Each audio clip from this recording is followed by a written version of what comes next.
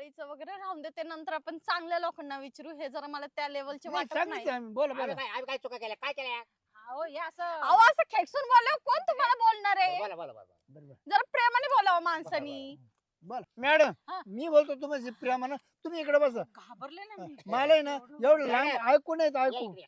नाही इकडे येऊ या, या, नाही, या. इकडे बसा बस इकडे येऊ बस. अहो, मा क्या तुम्ही तिकडे येऊ का नाही नाही, बस बस. बरं, ठीक ए, आहे. कुठे बस बस. अरे ए, राहू दे तू. मा हिशोब सांगितलं अरे, का? मा सांगणार बाई अरे मग तू काय मग या तू- ना, हो, अरे या.